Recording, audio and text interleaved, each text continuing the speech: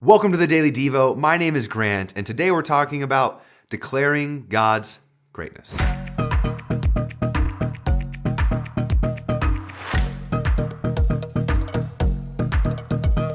Now, I know you've seen it because I've seen it.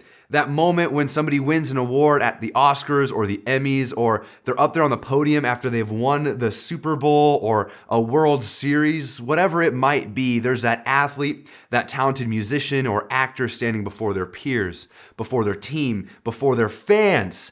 And real quick before they thank, themselves, they thank God and they point up to the sky. And there's this moment as a Christian where you're like, hey, I didn't know that actor, musician, athlete, you name it, was a Christian, and all of a sudden you're kind of like a bigger fan of them than you were already. Or maybe you've kind of noticed it in your own life, that there are areas in your life that you maybe never thought were possible. And so now in opportunities where you can boast, you boast.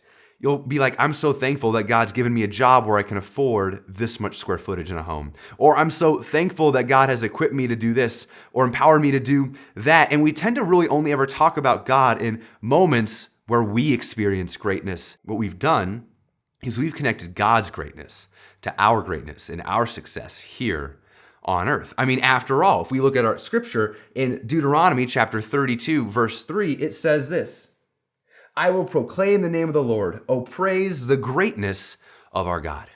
And so what we do is we flex. We flex on the good things, on how good the clothes are, on how great the house is, on the new pool we have in the backyard, on how when we first got married, right, you had laminate countertops and now you got quartz. You can't even use the same cleaning materials. You've been so blessed by God.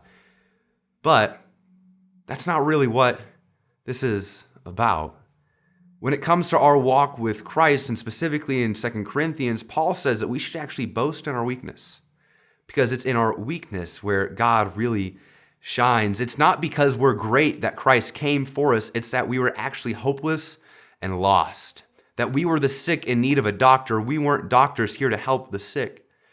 And we've kind of mixed up the relationship between how great our God is and how great our life is. When it comes to you and I declaring the greatness of God, yes, it's easy to point to things when it's all up and to the right.